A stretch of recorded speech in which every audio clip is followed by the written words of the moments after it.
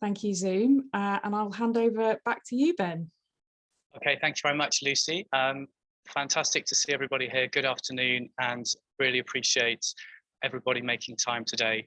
I know how busy people are, and I know how many webinars there are, so really appreciate you choosing this one. My name is Ben Tolhurst. I'm a director from Business Declares, and I'd just like to spend 3 or 4 minutes just setting the scene for today before I hand over to our fantastic speakers. So I guess the term net zero, this is surely part of every business's vocabulary now. But what about the concept of biodiversity? What about the understanding of, say, the ecological crisis and the role particularly businesses might play in perhaps in addressing this? I think that's a lot less visible in an organization's strategy. And indeed, it might be that there is a view that if you address net zero, you're also addressing the biodiversity and ecological challenge. And perhaps there's a view that some businesses see these two things as, say, two sides of the same coin. Yet the recent growing awareness of the biodiversity crisis, for example, if you're familiar with the Dasgupta review, this is highlighted that it's not that simple. And it may well be, in some cases, activities which perhaps pursue net zero are actually detrimental to biodiversity. And why is this important? Well, the science tells us that a biodiverse planet is one we need just as much as a cooler one. So just as we're heading towards 3 to 4 degree temperature rise in our children's lifetime, which is obviously catastrophic, so equally catastrophic is the extinction rate of the species on the planet, which is between 100 and 1,000 times higher than the natural rate of extinction. So this isn't a question of one or the other. This is a question of both. So if businesses are on with tackling net zero, if net zero is part of your strategy already, how do you think about how should businesses think about the concept of biodiversity in relation to net zero? Well, a typical way you might do this is through offsetting. So offsetting where perhaps in a simple term, a business pays money to another organization to sequester or reduce carbon. Perhaps there's a more sophisticated way by which there's a tailor-made program for that business to sequester carbon. And it may well be that there's a biodiversity benefit in there as well. There is a new emerging term called insetting, and insetting generally refers to a scenario where, say, an organization buys its own land and sequesters carbon on its own behalf, either in itself or with its value chain. These types of products tend to fall, or projects rather, tend to fall under the umbrella term of NBS, or nature-based solutions. There's loads of definitions, but generally the concept of NBS centers on restoring and protecting ecosystems for biodiverse benefits.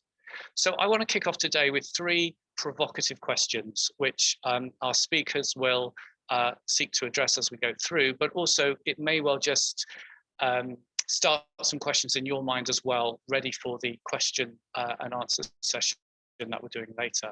So question number 1, from the perspective of the purchaser of offsetting or nature-based solutions, where should it fit into their strategy?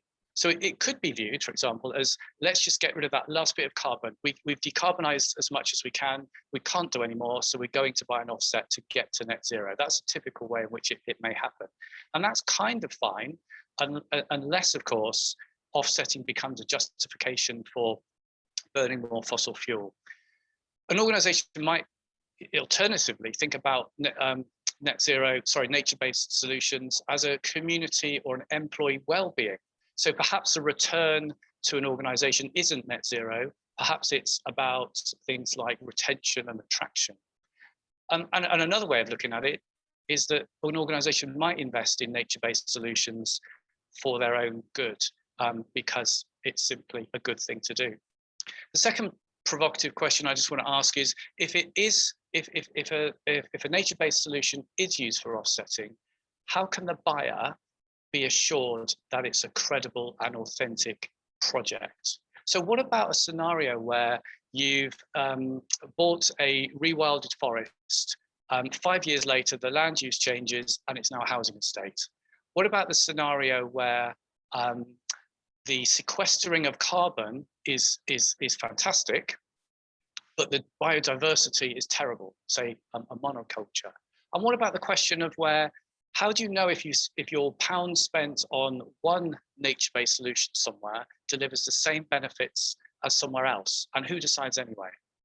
And the third question I just want to pose is this issue of benefits and time lag. If I invest in a bundle of trees or rewilding a piece of land or restoring some peat, that may not sequester carbon for quite some time, and yet I might claim the benefits today. So to explore some of these themes, I'm delighted to introduce our 7 speakers, each with their own specific insights. We're going to hear from 4 speakers, firstly, around areas like criteria, standards, and types of solutions.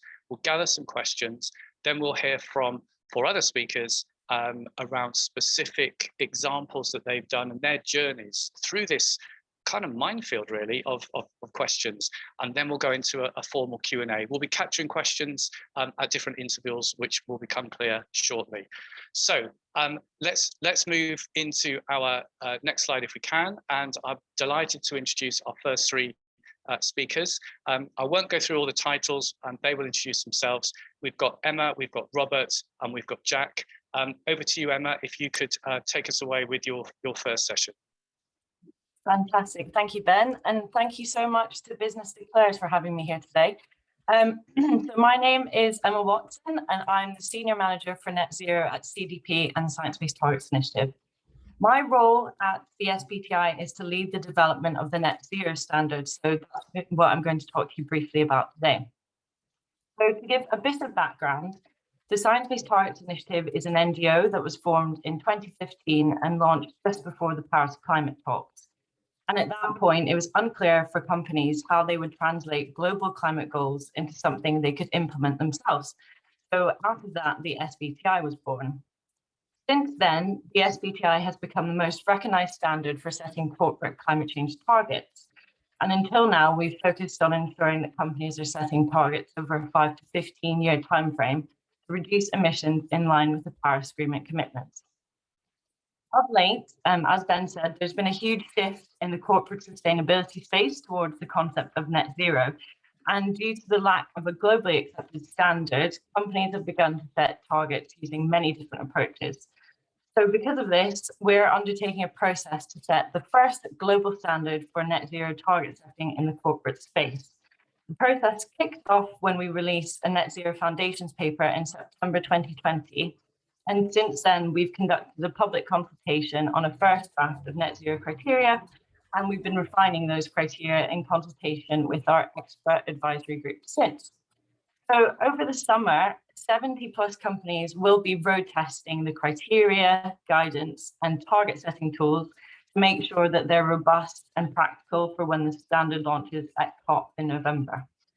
However, so through the process to develop the net zero standard, we've found it's been really difficult to understand the net part of net zero. And because of this, we're prioritizing development of emission reduction target methods.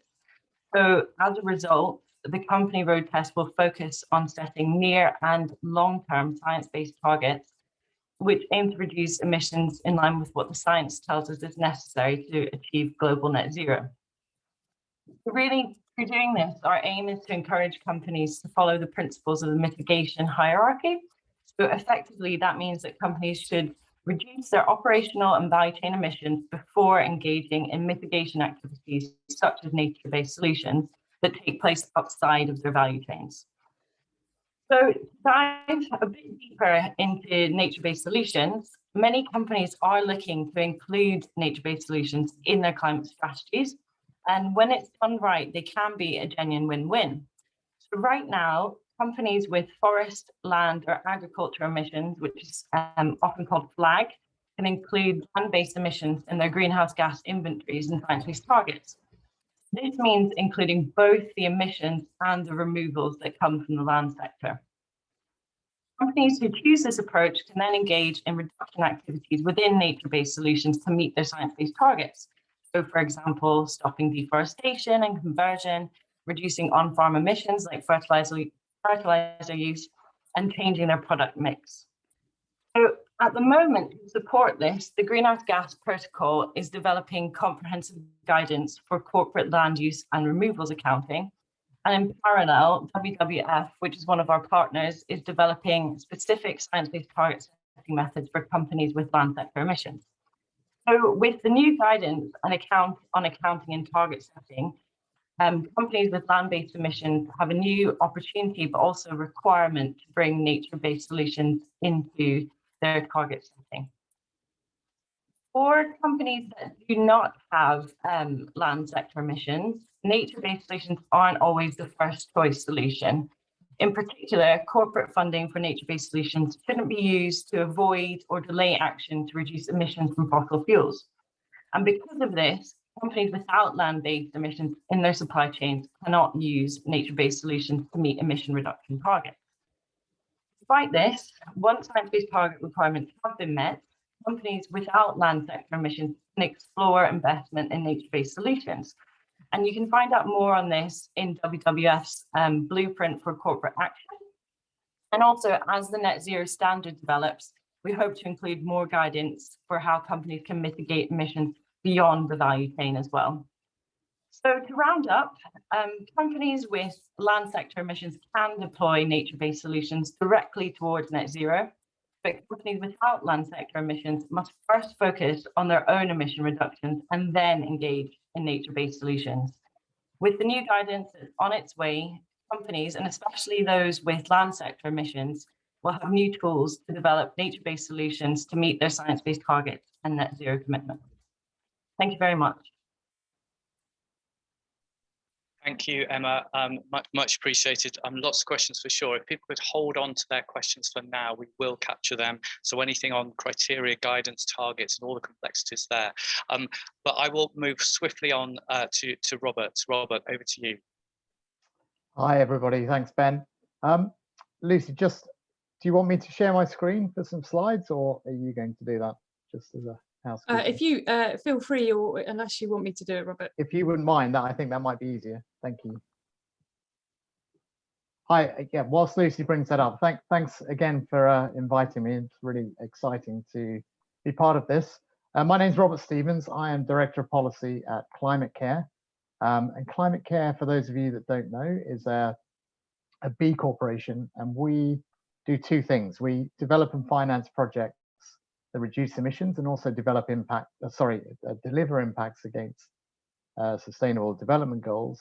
And we also help corporates, governments, and civil society organizations to develop their carbon reduction plans and also to help them to finance emission reductions outside of their value chains or direct footprints. If you can move on, sorry, I've just done that bit really. So I want to contextualize offsetting before I go into a bit more detail on what good offsetting is. And this is very much in line with what Emma has just said. So firstly, offsetting is never and should never be used as a substitute or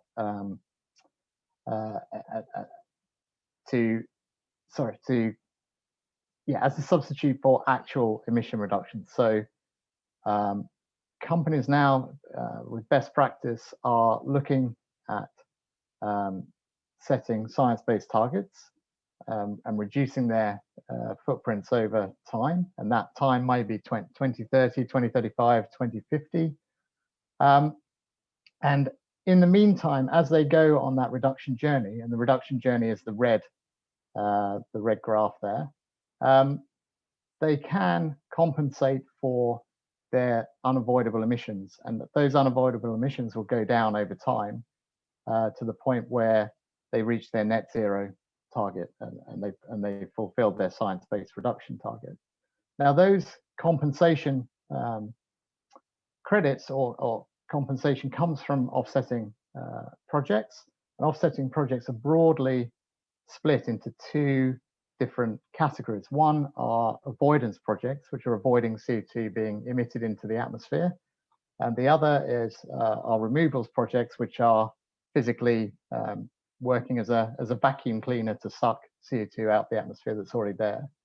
And nature-based solutions actually sits astride both of those categories. So for example, forest protection is avoiding CO2 being released, and planting of new trees is removing CO2 from the atmosphere into the future as those trees grow. If you could move on, please, Lucy. I just wanted to make the point that there are lots of questions, and Ben brought some of them up in his introduction, that there is a well-established global mechanism for assuring quality of offset projects. And that's on many levels. Firstly, there are verification standards which physically assess and third-party verify the projects and their environmental efficacy. And those those standards are typically run, they're all run independently, and they're typically backed by civil society. So for example, the gold standard there is an independent foundation in Switzerland, which is backed by WWF and about 40 other environmental NGOs. And the UN is behind another of those. And then there is another level of auditing and assurance, and that is for the standards themselves, but also for offset providers. And this is done, for example, through the International Trade Association called ICROA, and any members of that are third-party assured every year. But also the projects themselves are all third-party verified by some of the typical assurance companies that you'll be familiar with, like TÜV and DNV. If you can move on, please, Lucy.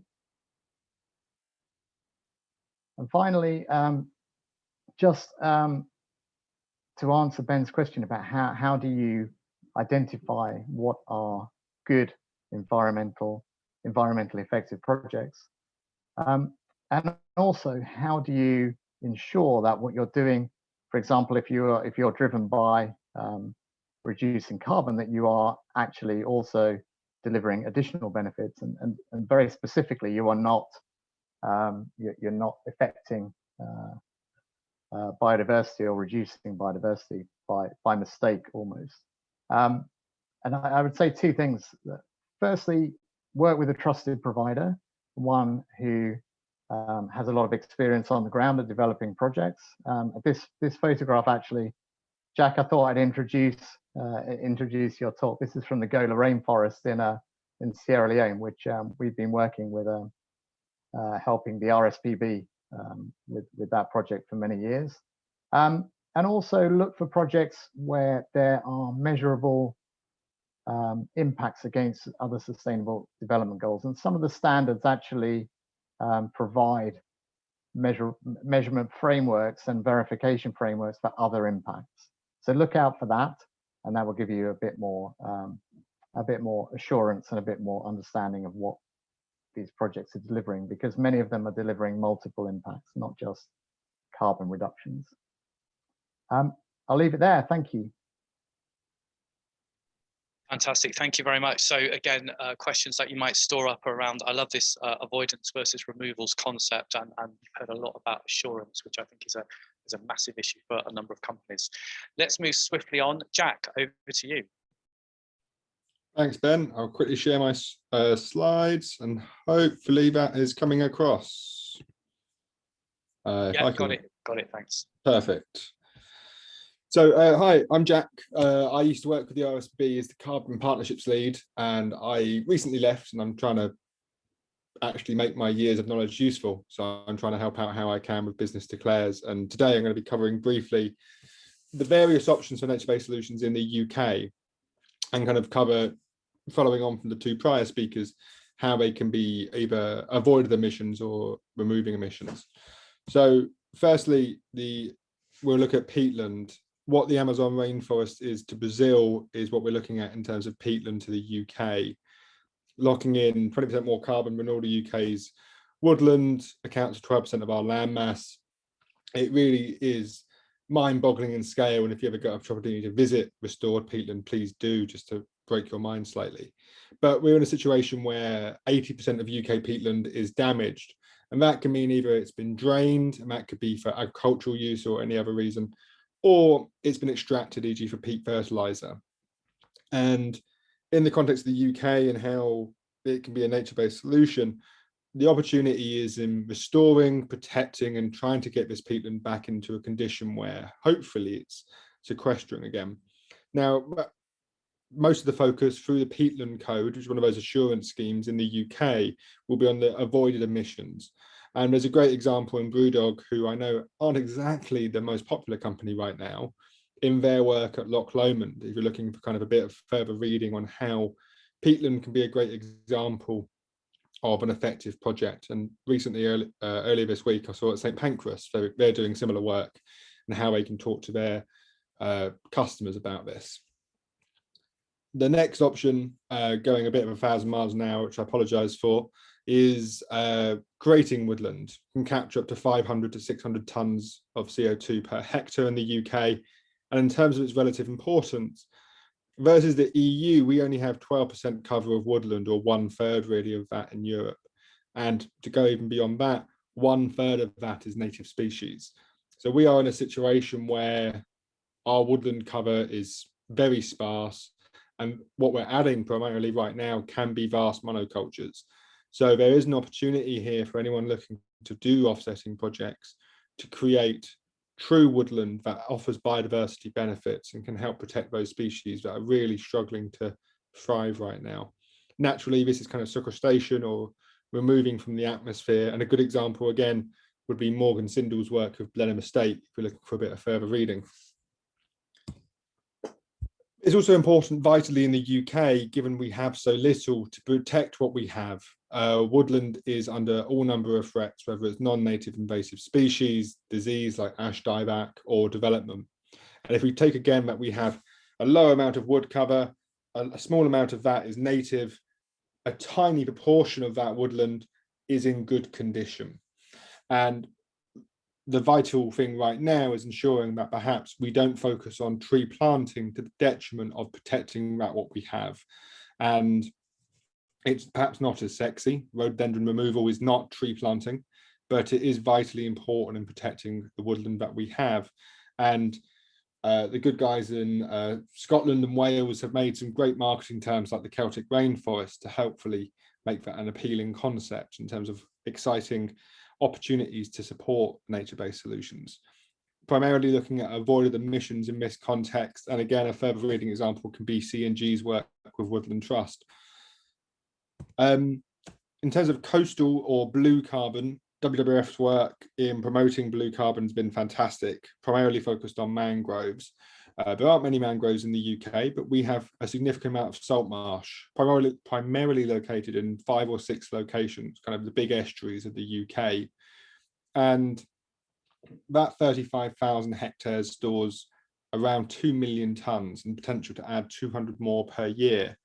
So if we are able to work in coastal or blue carbon, and there yet to exist an assurance code for it, but I know it has been talked for years of making one, it would be an example of avoided emissions and once restored sequestration. And a great example to look at, which is fairly new off the press, is Adder and Worthing Council's work with the Crown Estate, who typically the Crown Estate leases out land for coastal wind farms. There's an opportunity to perhaps lease out land for salt marsh restoration, which could provide carbon benefits in excess of even wind farms, perhaps.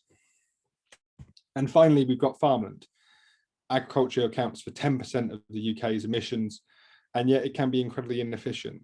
40% of the land we farm produces only 2% of the food we eat, not kind of going into the meat or plant-based diet approach, but more just kind of on what we're focusing our production on. And we can create change quite simply here. It can be aggressive, where we buy farmland and take it out of production, as some NGOs are doing in partnership with organisations, and that's the dog trying to get in the room, if you could hear the scratching on the door. Or if we look at changing production, Arsby's Hope Farm did a fantastic example of, in the last 20 years, they've owned the farm, they've taken land out of agricultural use to create hedgerows or wildlife plots, and they've increased yields. They've been able to use biodiversity to help improve the yield of the crops. And again, we're looking at primarily avoided emissions from disturbing the soil less, And there's a great example in SOS UK in their partnership with universities focused on their own scope 3 emissions. I think with my old charities hat on, and to tee something up for the Q&A later, 4 out of 5 of my examples had charities as one of the actors involved.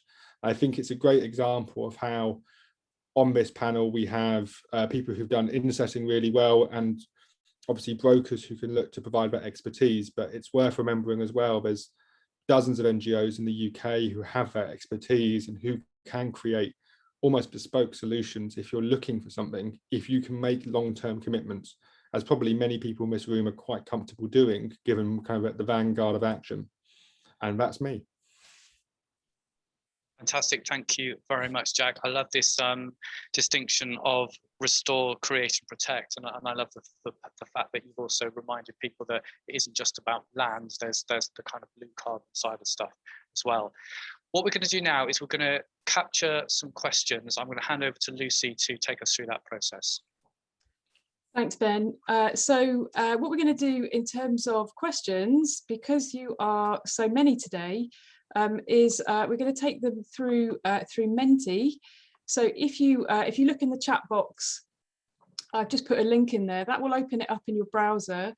The other alternative is to go to your smartphone and type in www.menti.com, and just to type in the code that you should be able to see at the top of your screen. And the simple question is really just, what questions do you have for your speakers that you've heard so far? Because you're quite a few people, what we want to do is make sure that everybody gets to chip in. And so what we'll be doing is collating questions as we go through. And then we'll be posing some of the key questions to all 7 speakers at the end of the session. So just take a moment to put some questions in, and you should be able to see them popping up there. If for any reason this doesn't work for you, you don't like it, do feel free just to pop them in the chat. But this just allows us to capture them slightly easier. So very simply, what questions do you have for Emma, Robert and Jack that you've heard so far? I'll just give you another minute or so to do that.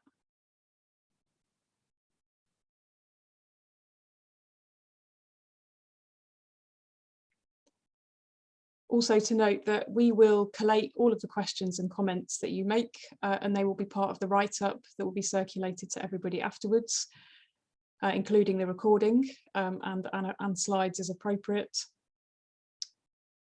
If you don't have a direct question, you can also feel free just to put a comment in. This link will stay open for a little while, so you can always chip in as the session progresses as well. So I can see they're flooding in, so I'm just going to give you a little bit of extra time, and then I'll hand back to you again, Ben.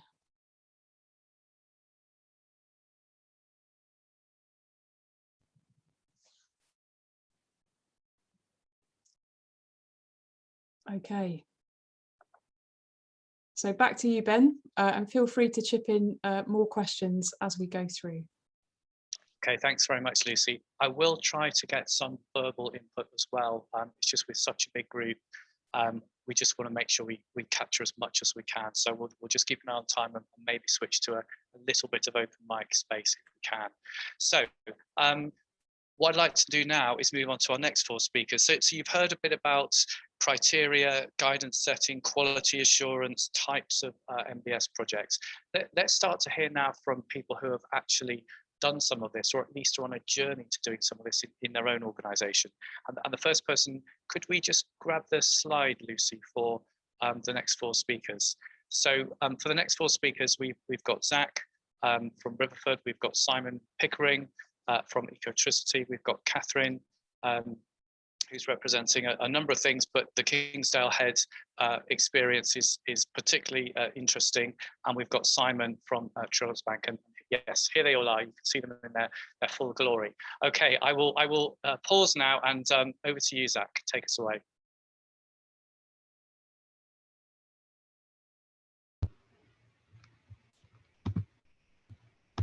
Thanks, Ben. So Riverford's journey to net zero, like a lot of other organisations, is still ongoing, and I'll be talking quite broadly, as I hope to outline for those of you who, like Riverford, still have nature-based solution plans developing, what our approach is to the process so far and what that's been like. So our current status is that we have clear plans on reducing gross emissions with some projects already underway. We're measuring our owned on-farm biodiversity to provide a baseline this summer. But the question of net emissions and a defined offset plan and nature-based solutions is still something that we're not quite done with. So we began our journey towards net zero by modelling business as usual emissions to 2030 and beyond, and then looked at what residual emissions we're going to have after gross emissions reduction projects. And to kind of assess the nature-based solutions possibilities here, we worked with a consultancy to build a tool with a donut economics-esque set of criteria on which we measure the attributes of different potential nature-based solutions. So this included looking at costs, return, community access and involvement, biodiversity improvements, impacts on SDGs and other ecosystem services, annual carbon sequestration, land requirements, and all of these generated a rating of that specific nature-based solution.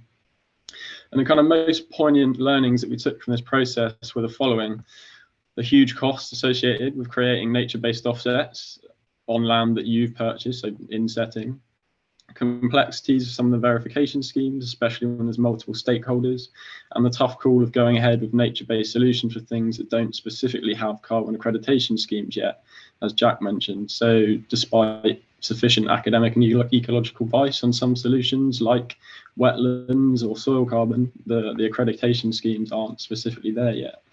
So we quickly learned how much land you would need and the rough associated cost of this required to create offset requirements for a business the size of Riverford's. So, for example, planting a broadleaf mixed native woodland that has true biodiversity value and that could offset our predicted residual emissions, we would require around 400 hectares of land at an initial cost of anywhere between £3 and £7 million, and that doesn't even include the verification, labour, trees, etc. Then we came to kind of verification for nature-based solutions. So biodiversity value can be attributed in a number of ways, but the methodologies for carbon offset within nature-based solutions seem to be relatively limited in the UK to woodland and peatlands. When these methodologies are applied to contractual relationships around nature-based solutions with lots of stakeholders, the apportioning of carbon credits can get tricky. Landowners may have an inherent right to the credit, but what about the partnering organisations or contractors, for example, on things like peatland restoration, or the researching and advising as part of that partnership? So basically the lines have to be drawn quite carefully. And the issue of verification then kind of brings me to the final point of ensuring that perfect isn't the enemy of the good. And what I mean by this is that a lot of time can be spent seeking out verification schemes and spending money on offsets, looking to an accounting approach to solve the problems and divvy up carbon benefits, but the world's getting warmer and the landscape is dying. So this is why Riverford is going to be looking towards accredited verification for things like nature-based solutions in woodland creation and peatland that we need to cover our residual emissions, but we're also going to be going a step further to look at things that aren't yet solidly verified and that would allow us to integrate with food production where possible. And this partly goes into Ben's first question of where nature-based solutions fits into a business strategy. So when your business uses land, I firmly believe that it should be integrated into your business model to have nature-based solutions that tackle carbon. So, for example, things that we're going to be looking at that may have significant potential at scale include effective soils management for carbon, the significant range of carbon sequestration values associated with this, not to mention the debate on which practices are best. It doesn't lend itself well to a verification scheme, but there is enough indication of the benefits of good soil management and its effects on carbon sequestration for all land managers to be making a start on this. Similarly, the potential of woody biomass in the agricultural landscape that really integrates with food production for biodiversity improvement and carbon sequestration.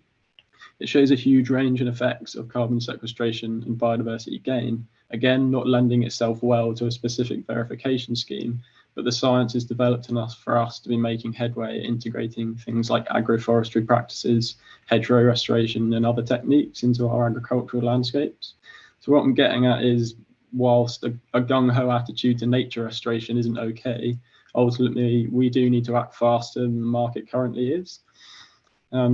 We're one of the most nature depleted countries in the world, as I'm sure everyone is aware, and integrating things into the agricultural landscape that can tackle this is going to be a key part of getting us where we need to go. And that's me. Thank you very much, Zach. I loved this point about don't let perfect be the enemy of the good, and we can get very caught up in this sort of maelstrom of worrying about greenwash and therefore doing nothing, and maybe being paralyzed by the fact of what accreditation, how do we do it, meanwhile forgetting the bigger picture that you know we're heading towards a 4-degree world, or a non-biodiverse world. So I think that's a really good point. I do see some people with their hands up. I'm going to quickly move through the speakers, but we will get time for some questions. So Simon Pickering, over to you. Thank you, Ben, and it's great learning about everything that's going on everywhere else. I think I'm learning more at this session than I'll probably give. But I work for Ecotricity, and Ecotricity only exists to make the country greener and reduce carbon emissions. Our original three business objectives was energy, transport and food, reducing the carbon emissions from all of them. We generate renewable electricity and gas. We did have the electric highway, which we built up and have just sold. And we have Green Devils, which is a vegan-based carbon zero food for schools and institutions. We've also moved a bit into communication, EcoTalk, I'll mention that. I was asked to join Ecotricity to help Dale distinguish between the potential impact of renewable energy on wildlife and what was being used by NIMBYs to oppose wind farms. And gradually, I think we've moved nature and giving land back to nature as a core, our fourth core part of our business. And we're doing that through EcoTalk, which is a SIM-based green phone network in partnership with the RSPB through Jack before he left. And we've also, you may have heard, moved slightly into the sphere of carbon sequestration with the Sky Diamonds project. So Ecotricity has been actually monitoring its carbon emissions in detail since 2009 and gradually reducing them. It's also been monitoring the carbon emissions of its football club, Forest Green Rovers. We've just used measure, monitor, avoid, reduce, substitute, and only then offset. For the football club, Forest Green Rovers, we did eventually have to offset, which we used internationally agreed criteria and verification. Offset it overseas initially, although that's a short-term solution, and it is a verified carbon zero football club now. In terms of Ecotricity's business, we have also, because we were hoping to develop a scheme to have carbon zero gas generated in this country. However, the government, in its wisdom, decided to change the rules for AD. And also because Dale is a vegan, we don't use any animal products in the generation of any of our energy. So this has actually put that project back a bit. So our gas, again, that we sell to customers that you can all buy, is offset. It's offset overseas at the moment, with obviously verified and schemes that was already mentioned earlier. But we regard that very much as a short term, and we are seriously looking at what we can do in this country. In terms of the operational emissions, we've just continued to push to bring them down. I think it's gone down from 700 to 500, and I think we're now at about 200 tons of carbon per year just for the operations side of the business. We know what's going on. And we actually planted a woodland, 10 hectares of woodland in 1996. So by now, 20 years later, that woodland is probably sequestering 150 tons of carbon a year, maybe a bit more, maybe a bit less.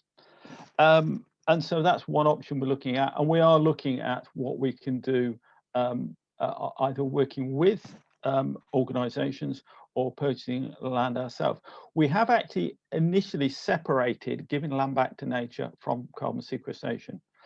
Work with EcoTalk is buying land with RSPB for specifically nature conservation reasons, and we've not been mixing it with carbon sequestration.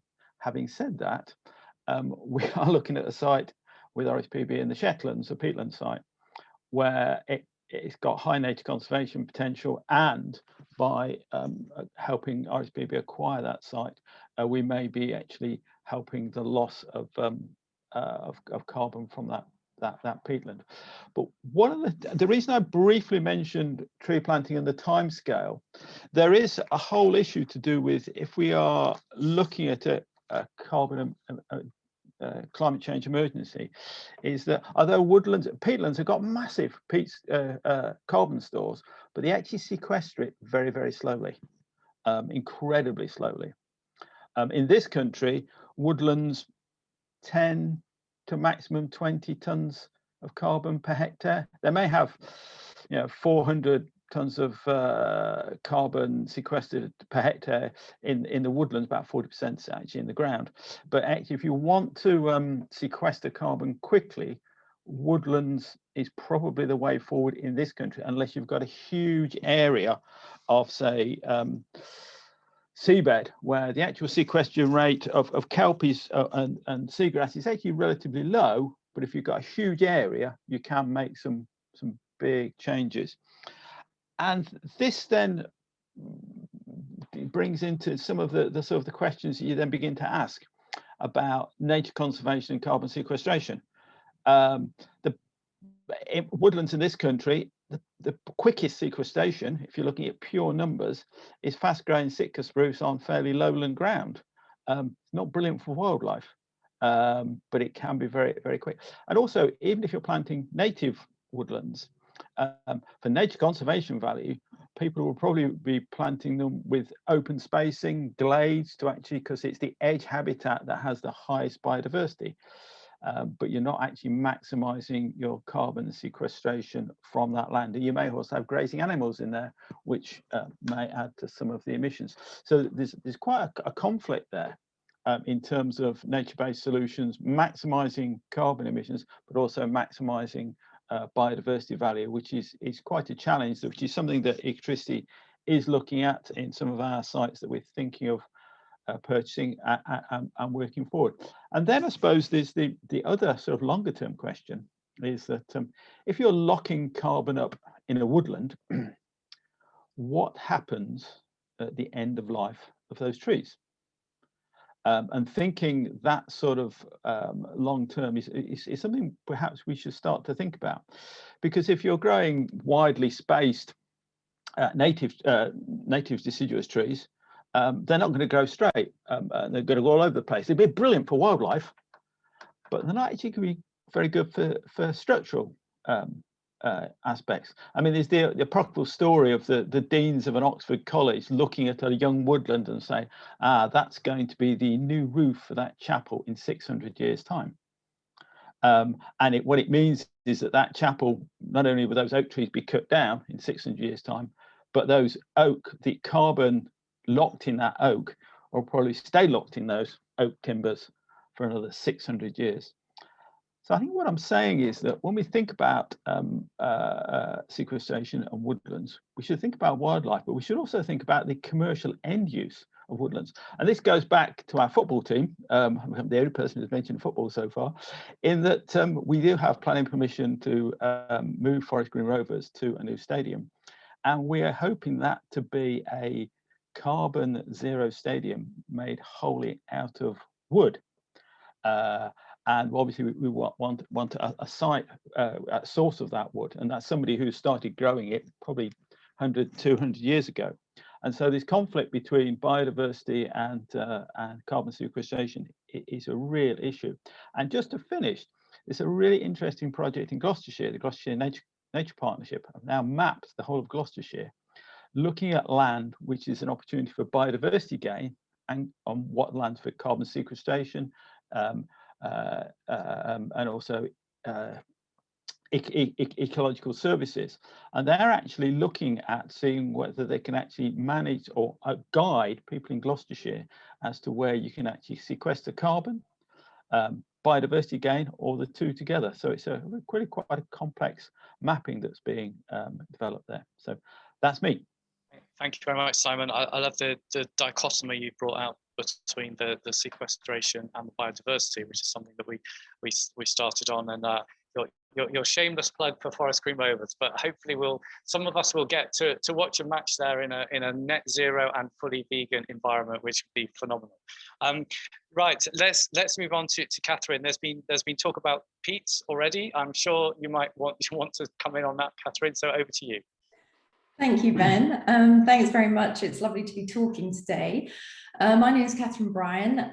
With my husband, we bought a farm called Kingsdale Head last year in the Yorkshire Dales, in the northwest part of the Yorkshire Dales. And we did that because both of us had a very long-term interest in the environment.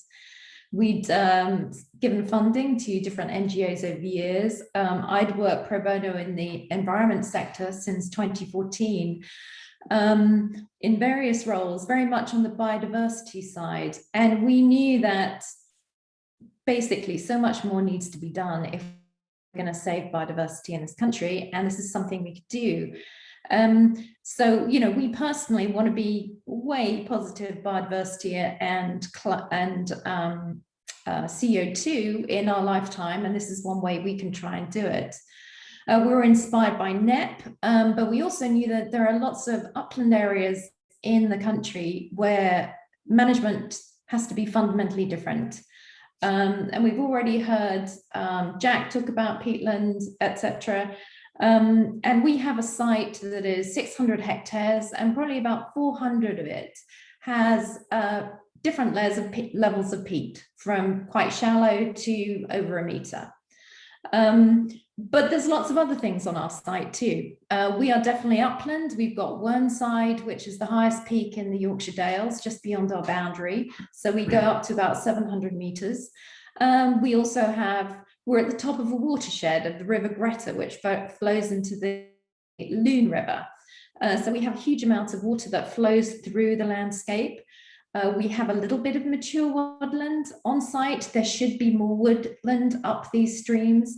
There should also be something called scrub, so sort of stunted trees and shrubs across the site around the areas of peat. We've got wet heathland, we've got montane scrub, and basically what we are trying to develop, really through a regeneration and rewilding approach, is really reinforcing this mosaic of landscapes across our land.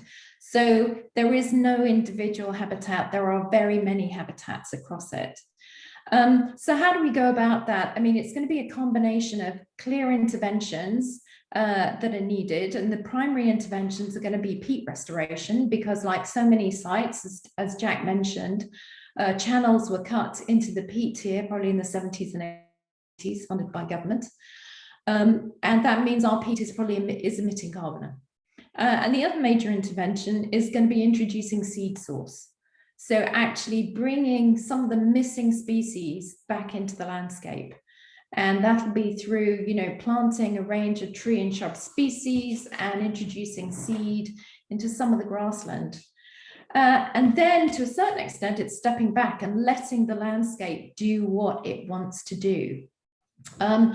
But the good thing about this is there are then a range of benefits. We obviously have carbon benefits, as we've already heard, in terms of the peatland restoration, in terms of woodland creation, but also that scrub creation. And again, as Zach mentioned, there's no real framework yet for how you think about the carbon benefits of scrub, which is a much lower density, slower growing form of habitat. We also will have biodiversity benefits. Hopefully we will bring back into the landscape some of the species that are now missing. We'll be bringing back plant species, butterfly species, bird species, hopefully doing perhaps some reintroductions, things like red squirrels, crayfish into the streams. So a few people have mentioned things like peatland code and woodland code. We will definitely be utilising some of those. But we know that we're creating biodiversity benefits here. And at the moment, I suppose the key metric that is being used is the one that Natural England and DEFRA have developed for the Environment Bill, which is really aimed at those doing land development, but it allows you to do a baseline assessment of your biodiversity, look at the uplift you're going to create, and you effectively produce a number of units or uplift units. It's not an ideal metric. It doesn't work well on all landscapes, but it's a good starting point for us to move forward. But there are also lots of metrics out there for companies to use that will let them measure their own biodiversity impact. And I think, again, companies need to be thinking not just about their climate impact, but their biodiversity impact. And so when we're looking at net positive, I think companies and any organization should be looking at net positive both for biodiversity and for climate. So, from a landowner's perspective, we're at the early stage of this. We've done our peat restoration plan with Yorkshire Peat Partnership. We're hoping to move forward on that next year. We're sort of developing again our tree planting and scrub plan with the Woodland Trust. We'll be moving forward on that. That will release carbon credits, but we want to see this as a holistic, in terms of holistic outcomes. So not just carbon outcomes, but biodiversity outcomes as well, which will be huge, and also natural flood management outcomes. So in a way, layering these outcomes to produce a package, if you like, that covers all those issues. And from a landowner's perspective, I'd say that the verification systems, we should be getting it in many ways, better pricing in the carbon markets for some of that better verification. I think the voluntary carbon markets, currently the pricing is just not high enough yet to really bring more people in. It needs to be higher. I absolutely agree with people with Jack's comments on we've got to have value, add value, or have value in those really high priority ecosystems to protect them, because we are losing biodiversity. And we need to get to net zero by 2030 on biodiversity. I mean, this is more urgent in many ways than climate. So a lot more needs to happen, and much more value needs to be attached to biodiversity. And at the moment, the amount of funding that's going into nature-based solutions is really pretty small. A huge amount more needs to happen very quick. And so I will finish there. Oh, actually, yes, one more point before I finish.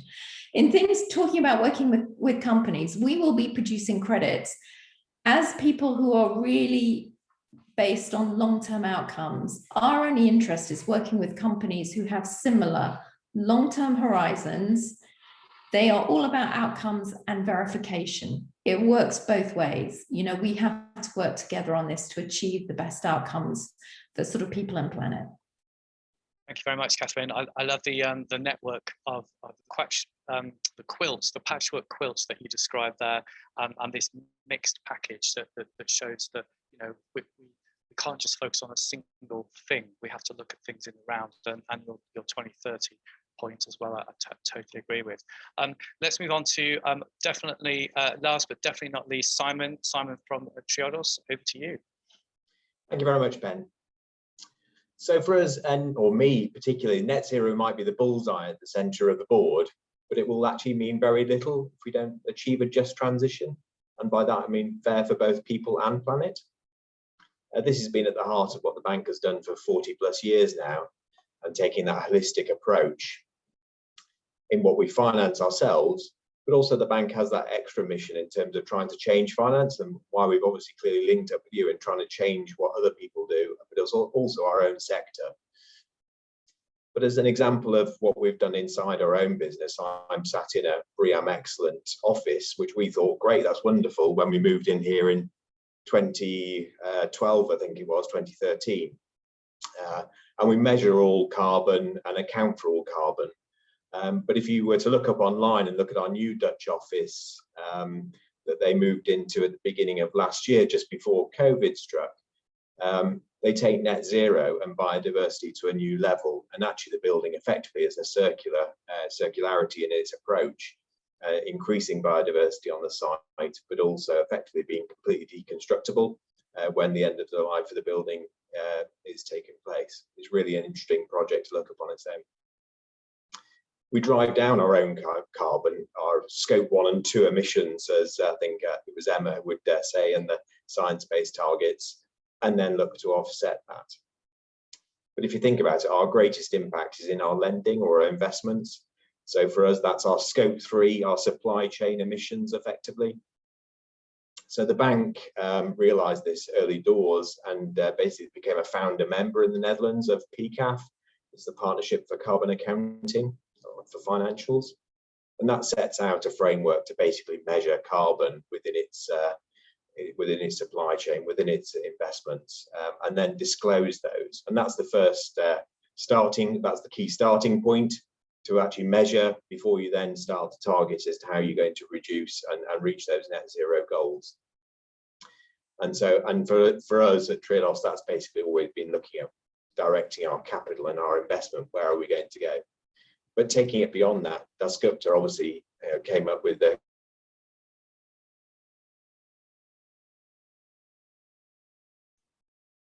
Simon, I think for biodiversity. Oh, you're back on. And so we're effectively looking to create a new system that will also measure the biodiversity within all of our investments, which is really important. To give examples of our customers, though, I might give an example in the built environment of Springfields Meadows, which you can look up online as well in Oxfordshire, where they delivered for society and social in that they delivered 9 affordable units as well as 26 market homes. They reduced the carbon in construction by 90%. They're net zero in use, while enhancing the biodiversity on site, so effectively insetting. And they're ultimately seeking to achieve a bioregional certification at the end of that. However, clearly in that case, actually owner behaviour over the life of those assets will actually determine what the real performance of those homes are. I won't use Riverford as an example. I've got 1 or 2 customers on here today, but I would just highlight to challenge effectively Yatesbury House Farm. Once you can go again, you can go and find those guys online. So, looking at natural and sustainability within agriculture. They started their conversion to organic and then biodynamic in 1998. And here are some of the key points to it.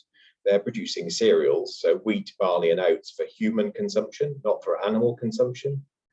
They actually have break crops, and if you like, they actually go proactively plant a diverse sward and forage to attract insects and farmland birds. But they actually use beef cattle. So here's the controversy. So they use beef cattle in their system. They actually do a carbon budget. They measure and have measured for a long time now and actually sequester carbon. But the controversial piece around the beef cattle is that actually they are using those to utilize those pasture. So they are pasture fed beef. They're extensive. They're the recyclers of the nutrients in that system. And they actually inoculate the soil with life, because it's actually the bacteria within the manure from the cattle, as if it were bison roaming across the prairies in the wild. They're re-inoculating that soil and attracting insects and supporting the food web on the farm. So in the question in that system is effectively, what's the value of that carbon in that farming system? How long will it last versus trees, peat? What's the value there? And can they effectively sell that carbon to people who can't offset in that way? Because in fact, agriculture is going to have to become actually better than net zero. It's going to have to become the sequestration project. We're already seeing the likes of Arla in the dairy world, Europe's largest dairy cooperative, basically saying they're going to reach net zero by 2025. And reality is that agriculture will have to go much deeper than that to balance out the rest of society. So ultimately, we're seeking net zero across all of our investments and all our scopes, as well as being biodiverse, positive, and socially just at the same time. And we think this is where we've got to be, and we need government, business, and society itself to back that up. And that's me. Thank you, Ben. Great, thank you, Simon. And you brought an extra dimension here, not just the agriculture side, but also the finance side. And one of the biggest things that any individual can do personally is to redirect their savings towards something ethical. And I've certainly put some of mine to Triodos Bank for that very reason. So really good additional point. Okay, we are slightly behind on time, but we're going to capture some more questions in Menti. very quickly, and then I'm going to attempt to navigate the questions that we've got, the 7 speakers, and we'll go into formal Q&A. But just before we do that, Lucy, do you want to take the next mentee? Yeah, so very briefly, it's exactly the same format, it's exactly the same question, but just referring to the last 4 speakers, so Zach, Simon, Catherine and Simon.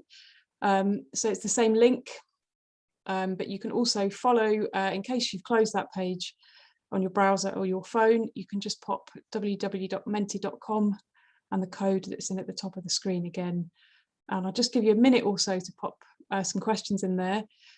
We've pulled out some of the key questions that have been asked from the first 3 speakers, and in a moment we will start the Q&A. I'm sure you're eager to hear what your speakers have to say in response to your questions. So just going to give you a moment to pop some questions in there.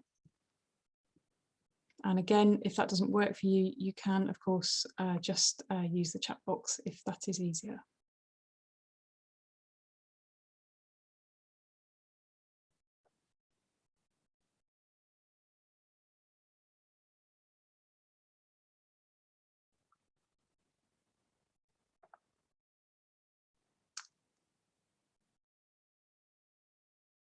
Okay, so I think perhaps what we'll do, Ben, is people can continue to keep posting questions in.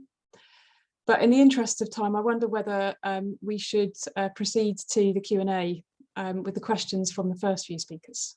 Sure. Okay. So for us, our 7 speakers, what I'm going to attempt to do is direct the question to 1 or 2 of you. But if I've misdirected and somebody else from the speaker panel wants to come in, please stick your hand up or interrupt me. So I'm trying to focus on some of the most frequent or most important ones. Maybe a quick question here somebody's asked is there a central resource for all of the projects, all of the things you can do, whether it's insetting, offsetting, blue carbon, because it's quite confusing to know where to find things and look for things. Is there something held centrally? I think I can probably guess what the answer is, but I wonder if I could ask Emma and then Robert just to let us know if you believe there is such a thing. I think, I mean, there's thousands and thousands and thousands of resources for companies. I put a link in the chat to WWF's corporate blueprint, and that's kind of a quite high level, short-ish report about all the things that you can do essentially. So I think that would be a good place to start. But yeah, as I said, there's so many different resources for companies to look at.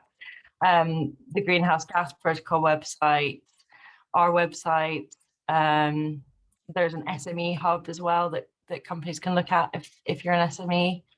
But yeah, that would be my advice. Thanks, Emma. So please take note of the link. We will obviously have that in the write-up anyway, but it's there now. And Robert, what's your view on the central resource? Yeah, likewise. There isn't one specific central resource, but I would suggest that, and I'll send some links for people to explore the 2 main standards in the voluntary market. One is the gold standard and the other is called Vera. And on their websites, they have registries that are publicly available, and you can have a look through the types of projects that are there and go into some real detail if you want to, technical detail if you want to with some of the documentation, but it will give you a flavor of the types of projects that are being developed and are operational around the world. Just a couple of sort of mentions of some of the things that have been mentioned today are really exciting and innovative, but as Zach mentioned, some of them aren't yet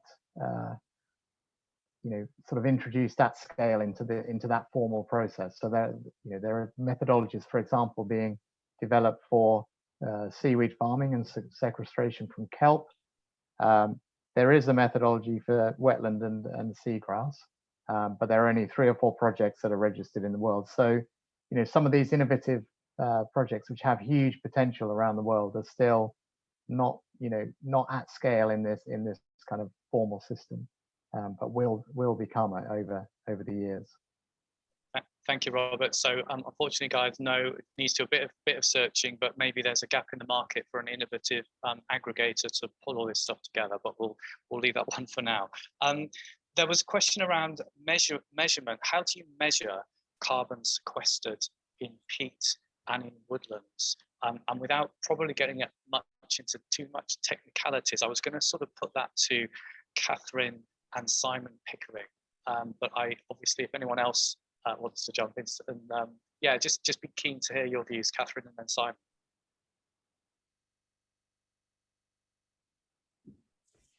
Hi, I mean, basically at the moment, our peatland is emitting. So we've been working with Yorkshire Peat Partnership to actually estimate that and then look at the scenarios of how we can reduce that through our peat restoration over the next 30 years, and how we then turn into a sequesterer of carbon. So for example, we think over the next 30 years we'll probably stop emitting 13,000 tons and start sequestering. In terms of those, I mean, scenarios then are based on very long-term scientific studies on different types of peat, depending on how degraded the peat is, how much bare peat there is, what the terrain is like in terms of steepness, how much rainfall you get, how much runoff you get. So it's based on long-term scientific data. Okay, no straightforward easy answer, I guess, for that one. And Simon Pickering, do you want to pick up the woodlands? Because you sort of touched on this a bit earlier, but really briefly, measuring sequestration through woodlands. Okay, again, it's based on long-term scientific data. I put a link in the chat to the latest Natural England publication on the sequestration of different habitats, which use the best up-to-date scientific data. And then the woodland code per se, well, I think was from 2011. It's a forestry commission of various organizations, and there is a methodology behind that. So if you have a woodland, it's to do with the space, how it's planted, the spacing of trees, species of trees, diameter of trees, and based on what's known about trees and carbon sequestration, you can do a calculation on that. There is an agreed methodology that is there that can be done, and I think, based on looking at the scientific references, it's considered as fairly robust, but there are variations. Jack's going to add something. Thank you. Yeah, over to you, Jack. I think so. Both peatland code and woodland code do have methodologies which you can find on their sites, and they have spreadsheets you can download to look to do it yourself. Peatland code, for example, classifies peat in 4 categories, and you can kind of self-assess. But failing that, you can, regardless if it's insetting, offsetting, or whatever, engage entities like the Soil Association, and either code can put you in touch with them. And for less than you'd think, and I'm talking here thousands, kind of £1,000 to £5,000, they'll come out and assess your project based on those methodologies, and either assess them in a way that means you can then sell, or just give you robust figures for your own use. Fantastic, thank you. That was really helpful. I should also say that if anyone here wants to collaborate with anyone else, and I know Laurie from Bates Wells has put a message in chat around collaboration around a project that they're doing. Please do feel free to share that in chat. There will be a way of collecting this up later in our feedback form, but we can keep this dynamic. The next question, I wanted to go to Zach, and then possibly back to Robert. This was a question around social justice. How do we look at social justice in these nature-based solutions? And Zach, you mentioned something about community type benefit, which could be something kind of near you, I guess. And Robert, I know ClimateCare has done some stuff overseas, but Zach, just let's hear from you first on your community stuff. I suppose I'd take an agricultural perspective on it, and if you're changing the agricultural landscape to the point that you're going to increase biodiversity or increase your carbon sequestration, any sort of radical change is obviously going to affect how farmers are either paid in the future through ELMs or other such subsidies, also through what the community and that rural and agricultural community is going to be producing potentially, because you may be shifting the type of crops that you use, planting timings, and ultimately if you want to do something radical like big scale agroforestry, you have to make sure that's equitable for that agricultural community. They may need new equipment, they may need to completely change how they work. So there's that side of things. And then I suppose the other thing is, if you're planting a huge block of woodland, or you're, kind of changing a land use or excluding people from an area, I think it really needs to have some sort of community education, and if it's a nature-based project, a nature connection element to it, allowing local groups to come and use the space for recreation, allowing communities to have access, so that you don't have this kind of, you don't want people seeing this vision of a big corporate project that's totally exclusive and not for them. So I think there's these aspects to be considered. Thank you. And just before I come back to Robert, Simon C from Triodos, you wanted to come in here as well. Yeah, I think social justice, I definitely don't have the answers on this one, but social justice is really interesting, I think, in this area, because I'm a great advocate for nature-based credits, effectively, so the offsetting in this sector. But how do you really link it with the local where the damage is being done and then being offset? So what if we have down in Bristol a company that's effectively damaging our biodiversity locally, and can't stop that? We want them to do that activity, we accept it as a society, but they can't stop that damage, and then they want to offset it, but then they go and offset it in the Highlands of Scotland. So how am I, as a local citizen, benefiting from that offset today? I think it's challenging, because actually I don't want to stop it, because actually we need to balance the books somehow. But how do you create that connection locally? Thank you. And okay, let's go, Simon, if you've got a direct response to that, and then Robert, maybe you could touch on really briefly some of your overseas stuff. Yeah, just picking up on the local stuff, and that's what effectively the local Gloucestershire Nature Conservation Nature Partnership is doing, with it setting up a trust to do that, and it's signing up all the local authorities to ensure that the local authority developments that have to have biodiversity net gain, with the aim of doing that biodiversity net gain within Gloucestershire, not necessarily within the district council, but within the local area. But there's the flip side to that, speaking as an ecologist. Yes, we want people to have access to nature, but to be quite honest, people with dogs off the lead are one of the biggest disturbing factors to many aspects of nature, be that they reptiles, insects, butterflies, or nesting birds. So there is sometimes another side to that we do have to be aware of. Yeah, thank you for that. Robert, anything briefly you can touch upon when we've talked about local stuff, but social justice and perhaps global south. Anything you can touch upon there? Sure. So a lot of our work is in Africa and Latin America. As you can imagine, forest protection projects particularly are full of potential trip ups in terms of community and social justice. So particularly, there are land rights issues, and if you take the model that Jack mentioned of essentially buying up some land and putting a fence around it and excluding people from being on it, then that is that's fraught with potential issues. What I would say is that the best forest protection projects are actually community livelihood improvement projects. And again, I mentioned it earlier, but one project that we've been working with for a long time is the RSPB's project in Sierra Leone, which is protecting standing rainforest. But actually, all the work on the ground is around providing alternative incomes, completely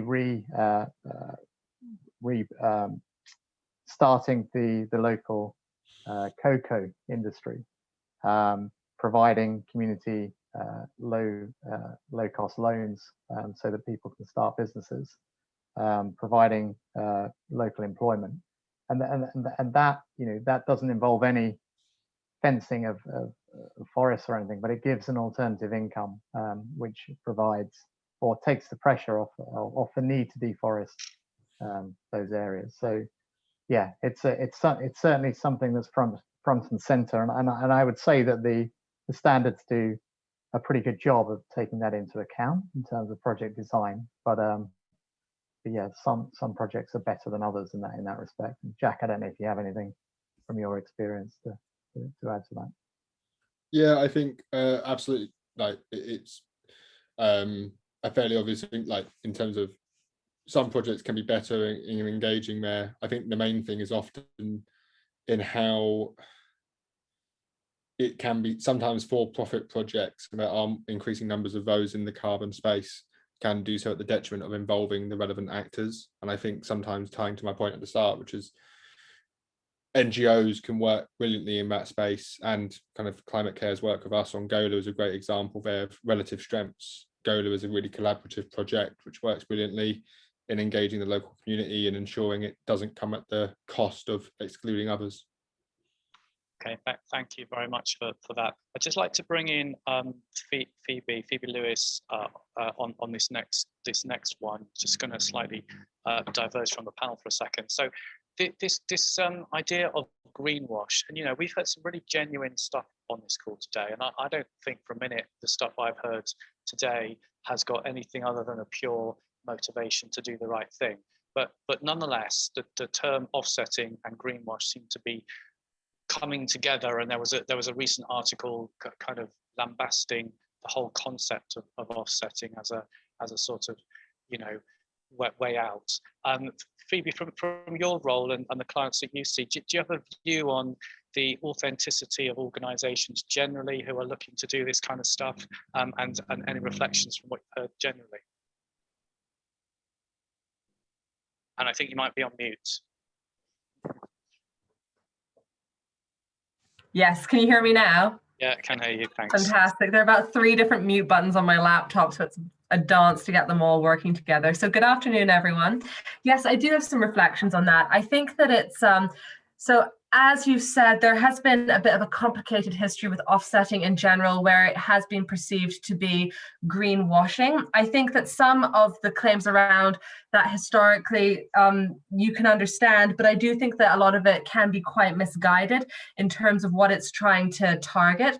I think that one of the key messages that we find is that some people, especially in the built environment, are asking, do we even need to look at offsetting? Surely we should be trying to make our assets, make our buildings more environmentally friendly first and then pursue that. That's absolutely correct. I think that one of the points is, though, that when we talk about offsetting and then when we talk about nature-based solutions as part of that, it's just very important that we're nuanced in the language around it. I think in terms of first, the point about greenwashing, there's so many standards that are coming forward now that are providing guidance and clarification on what we should be shooting for and what we should be establishing for projects that are really reducing the risk of greenwashing. And I think that that's great. There's also a lot of drive and momentum to perhaps put regulation in place around nature-based solutions to make it even more robust. So I think that we're in a good place now and that the trajectory is only getting better in that respect. Then secondarily, in terms of where it sits, so many of the companies that I interact with have renewed interest in offsetting and in nature-based solutions because of the role that it plays in achieving either their carbon neutrality aspirations or more frequently their net zero carbon aspirations. And so what I would say in that context is that when I speak with companies, it's very much about trying to figure out what their strategy is and when they need to address it. And so I have seen some kind of urgency around trying to figure out what offsets to buy right now, what nature-based solutions to explore. And I think that it's a good idea to take a step back and figure out where does it fit in your overall strategy, especially if you're setting a net zero carbon strategy. The idea is that carbon offsets can be used, but they should be used as a last resort. And so most of the time they won't be, in theory, used before your target year, which for most companies is at the earliest 2030. And so it's better to kind of set up a longer term strategy, make an investment plan in the interceding years as to where you want to be going with that strategy.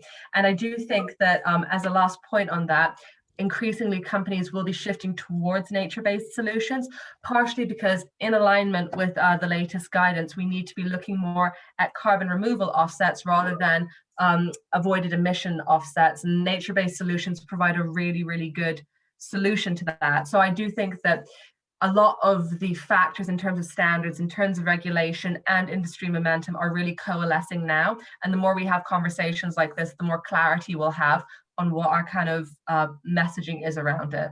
Okay, thank you for that insight, Phoebe. Thank you. I think we need to, Robert, if it's a real quick one, we need to move to wrap. Yeah, if you don't mind, I've just got 3 very quick points. So firstly, it's not our experience, and there is research that suggests that companies that use offsets it's not retarding their reduction, their reduction footprint. In fact, it does the opposite, or at least the evidence says that companies that use offsets in their strategy have managed to reduce their actual footprint bigger or better than companies that are not. I don't think it's a causal thing, but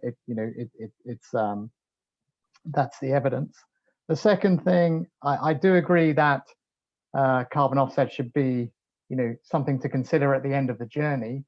But I would say, given the urgency and the scale of what we need to achieve by 2030, that we should be doing both. We should be reducing in line with science, and we should be compensating for our emissions along the way. And also, just finally, on the removals avoidance thing, Phoebe, you're absolutely right. There is a massive interest in removals projects, which are tree planting and mainly nature-based at the moment. But our concern is that will, it's already taking away interest and finance from protecting standing forests.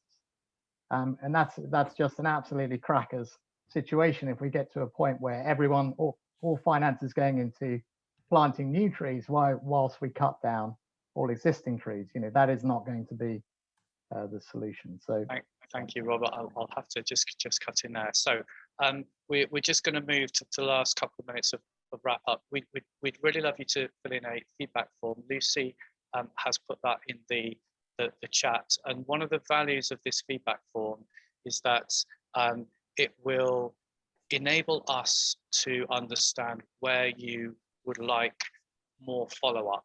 And as I said earlier, it may be that you want to speak to one or more of the panelists here. It may be that you want to do something else. So Lucy, is there anything you need to say about the feedback form to get people moving on it?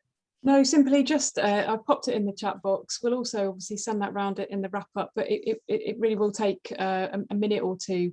As Ben said, it is really helpful for us to know what you need and what you're interested to find out more about. So it's in your own interests as well. So that's in there. So do feel free to fill that out while Ben is just wrapping up.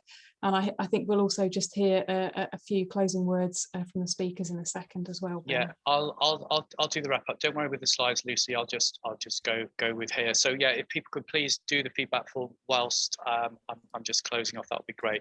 So I just wanted to say really quickly, just about business declares. So we are a not-for-profit organisation, and we basically exist to enable businesses to understand the urgency and impact of the climate, ecological and social breakdown, and most importantly, to take action.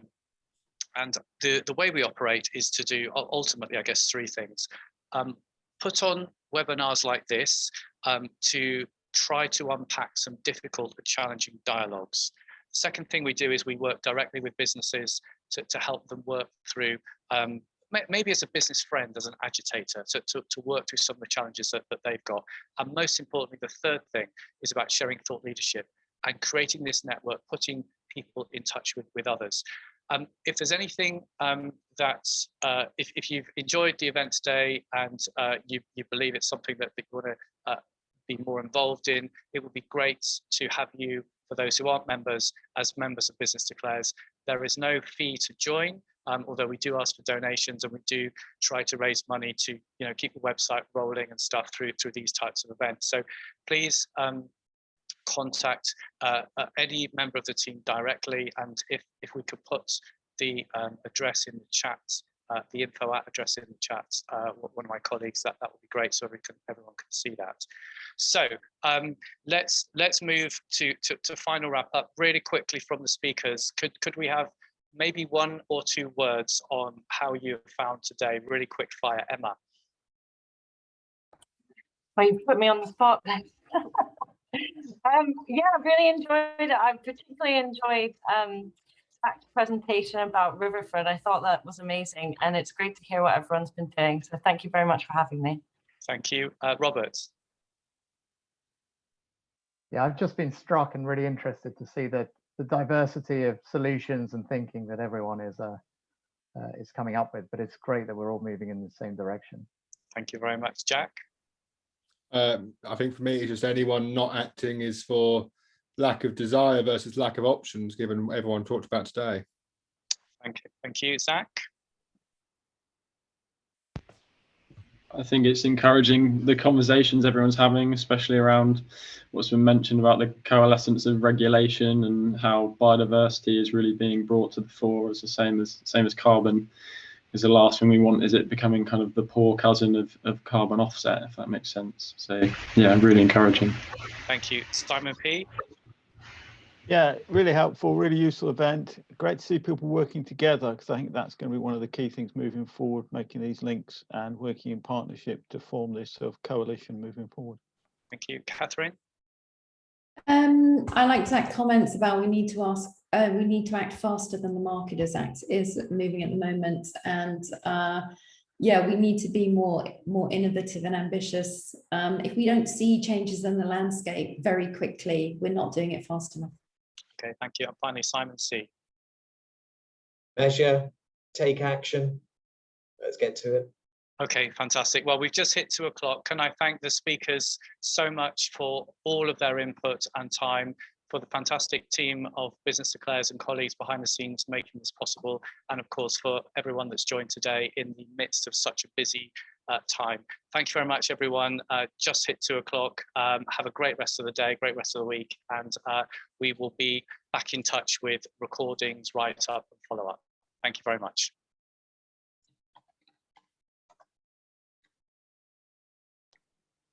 Thank you.